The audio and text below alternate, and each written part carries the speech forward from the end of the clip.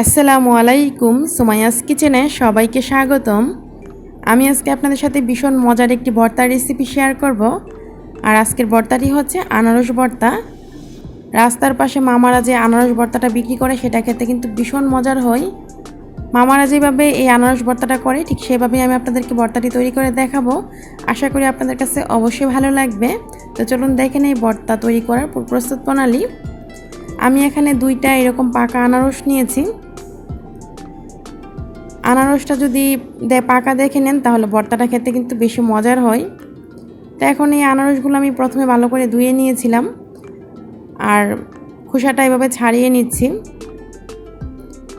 আমি 2টা আনারসের খোসা ছাড়িয়ে নিচ্ছি, 2টার ভর্তা করব তাই।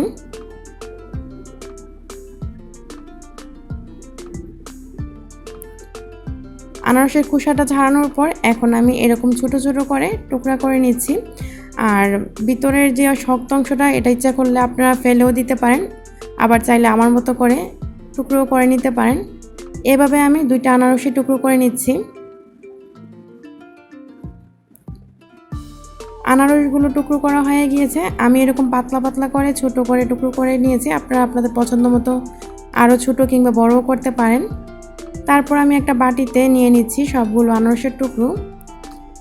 তারপরে এখন আমি 2টা কাঁচামরিচ কুচি দিয়ে দিচ্ছি।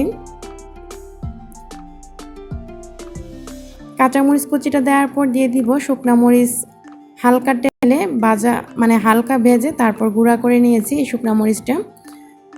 তো আমি এখানে অল্প কিছু শুকনা মরিচ গুঁড়া দিয়ে দিলাম। আর জালটা আপনারা যেরকম পছন্দ করেন ঠিক তেমনই দিবেন। তারপর দিয়ে দিচ্ছি এখানে আমি কাসুন্দি 1/2 টেবিল চামচ। কাসুন্দিটা আমার ঘরে তৈরি করা, রেসিপিটা ডিসক্রিপশন বক্সে লিংক দিয়ে দিব, কিভাবে ঘরে খুব সহজে কাসুন্দি তৈরি করে নিতে পারেন। তারপর দিয়ে দিচ্ছি এখানে স্বাদ অনুযায়ী লবণ। তারপর একটা ছোট টুকরো আমি এখানে নিয়েছি লেবুর রসটা দিয়ে দিচ্ছি। সব কিছু দেওয়া হয়ে গিয়েছে। এখন ভালো করে সব কিছু একসাথে এই আনারসের টুকরোর সাথে মিশিয়ে নিচ্ছি। সব কিছু কিন্তু অবশ্যই ভালো করে মিশিয়ে নিতে হবে।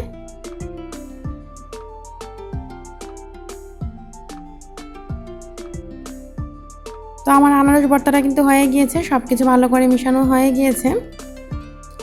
এখন আমি একটা প্লেটে নিয়ে নিয়েছি আর উপর দিয়ে সৌন্দর্যের জন্য কিছুটা শুকনা মরিচ গুঁড়া দিয়ে দিলাম। এই ভর্তাটা নিশ্চয়ই দেখে বুঝতে পারছেন কতটা লোভনীয় লাগছে, খেতেও কিন্তু অসম্ভব মজার হয়েছে। আপনারা বাসায় অবশ্যই তৈরি করবেন।